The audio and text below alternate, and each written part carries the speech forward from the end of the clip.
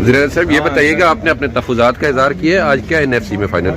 जी बिल्कुल किया। बताइएगा कि इजलास में क्या बात, क्या मुशावरत हुई है, क्या फाइनल है?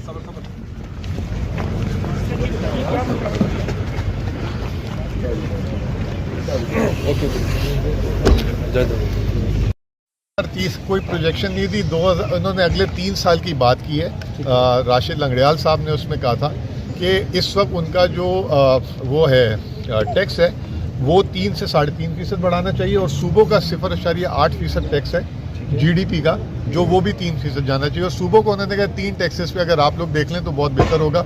एक प्रॉपर्टी टैक्स, एक सेल्स टैक्स और एक तीसरा जो है आपका एग्रीकल्चर टैक्स, सर्विस टैक्स। तो ये वो कह रहे हैं कि, और आप ये देखें एक चीज़ जो हुई है इसमें, जो आज एक कॉन्स्टिट्यूशन को भी जिक्र हो रहा था कि जब सूबों को डिविजिबल पूल्स में ट्रांसफ़र हो जाते हैं पैसे, तो एक्सपेंडिचर जो है सूबे की मर्जी है कि एलोकेशन वो किसको कहाँ दे।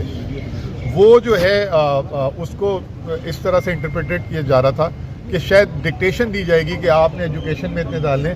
तो उसमें सिंध का रिजर्वेशन था, उसमें सिंध ने कहा कि हम आपको पाबंद नहीं है इस चीज़ के लिए, हम उसको कहाँ पैसे कहाँ डालने कहाँ नहीं डालने, वो हमारी मर्जी है कि हम जहाँ पे खर्च करें, क्योंकि ये डिवॉल्व हो चुका है सब्जेक्ट। हमारी प्रायोरिटी अगर एजुकेशन है तो हम एजुकेशन में ज़्यादा। प्रपोजल क्या था कि एजुकेशन और हेल्थ पे कितना स्पेसिफिक खर्च किया? नहीं, इनका प्रपोजल ये था कि आप अपनी फिस्कल पोजीशन जब लेकर आएँ तो बताएं पैसे कहाँ कहाँ खर्च करते हैं। तो सिंध वो ये कह रहा था कि जी NFC आर्टिकल 160 ये कहता है कि ये रेवेन्यू डिस्ट्रीब्यूशन का वो है, एक्सपेंडिचर जो है हम क्या कर रहे हैं। तो लेकिन वफाक ये नहीं बोल रहा था कि आप किधर खर्च करते हैं किधर नहीं खर्च करते।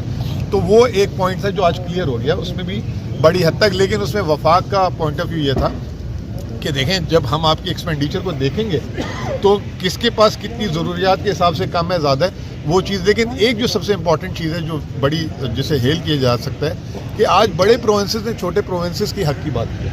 सिंध ने भी सपोर्ट किया है हमें, KP को, बलूचिस्तान तो वैसे ही सपोर्ट करता था, पंजाब ने भी सपोर्ट किया और सब ने जो है ये बात मानी है इन प्रिंसिपली कि जी ये फाटा को मर्ज हो जाना चाहिए।